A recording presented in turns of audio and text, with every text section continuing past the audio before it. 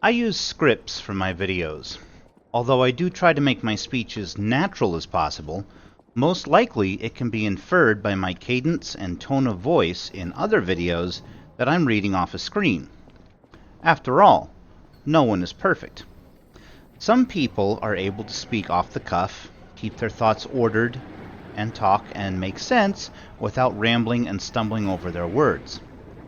I am not one of those people, and so I use a script to keep myself on target. In spite of this, as I sit here trying to think of what to type, I am mostly drawing a blank because the things I want to say are so many that I just don't know where to start. I guess basically I just want to talk about gaming in general, what it was, what it is, and most importantly, why gaming will always be for the chuds. I guess to start off with, I'll ask a question. Do you remember what gaming used to be like during the late 80s to around the mid 2000s? I certainly do. I am in my late 30s. I was there. I remember. Games used to be all about fun, escapism, and creativity. It's because games were created by people who themselves were gamers. When they made games, they made the games that they themselves wanted to play. Decades ago, games were a refuge for the socially awkward. Such people were often made fun of for playing games. Women, especially, would criticize men and boys for playing games. As time wore on, games began to get more and more popular. Eventually, they attracted the attention of investors. At first, things actually got way better. Enthusiastic developers who had all of this money began making masterpieces for the ages. But investors always want more. Eventually, the people who made great games left or were kicked out, and the goal became making the safest, most boring, most easily monetizable, and most inoffensive slop possible to appeal to the lowest common denominator. The age of creativity was over. Later on down the line, we had DEI investors. These were investors who promised money to developers with the condition that they include certain things in their games. Suddenly, female characters had to be ugly to appease the troons. White characters, usually redheads, had to be race-swapped. Disabilities had to have certain representation. Minorities had to be in every game. A certain percentage of the development staff had to be women and minorities, and on and on and on. Eventually, gaming was taken over almost completely by woke, activist retards. These were the same people who made fun of gamers back in the day, except now that gaming had become popular, they couldn't allow it to exist unmolested.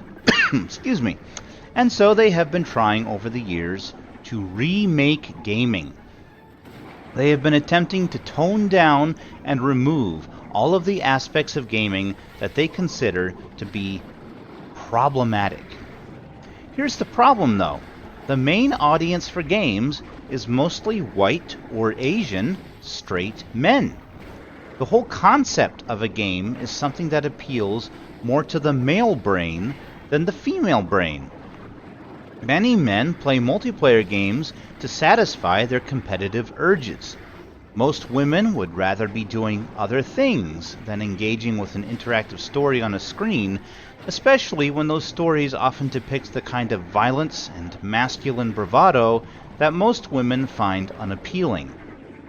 All of these women and all of these woke activists trying to make games more appealing to women and use established franchises to push their propaganda are fighting a losing battle.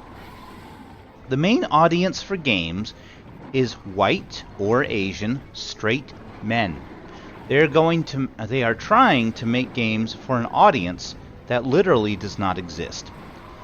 Most of these so-called female gamers barely play games, play casual shit like Candy Crush, or play games on stream for male attention. It's the rare woman who enjoys games for what they are. As for these mentally ill fucks who need to see themselves represented in a game to enjoy it, they can fuck off.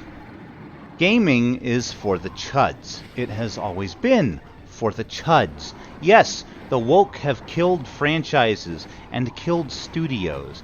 They have done so much damage. Their victories, however, will always be hollow. They will rule over naught but ash and dust. At the end of the day, it is the so-called chuds and incels who have all of the buying power. When we decide not to buy something, it fails. Games flop, layoffs happen, and whole studios close. Times are tough, but it is not as if we lack games to play. For starters, any gamer worth his salt is gaming on PC. With Steam, you have instant access at any given time to hundreds of thousands of great older games, indie and AA titles, and East Asian games. A Steam gamer has more games to play than he could exhaust probably over his lifetime. We, the chuds, have so many games we can play right now instead of whatever the latest woke slop is. We have plenty to keep us busy while this rotten industry dies. Moreover, in spite of the efforts of the woke, games are still being created that cater to us.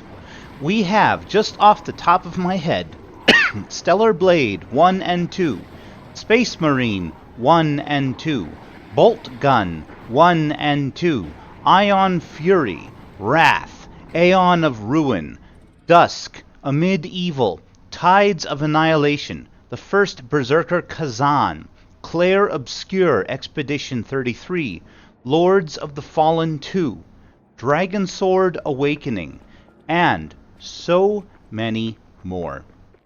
Increasingly, the gaming public is turning against the woke machine and giving its money to games that prioritize fun, escapism, and sexy, visually appealing characters. Gaming is for the chuds. It has always been for the chuds. It will always be for the chuds. Someday, gaming will be ours again. These invaders will be kicked out and hopefully blacklisted from the industry forever. The crash is inevitable. Indeed, many would argue that it is happening already. I believe that one day, gaming will be great again.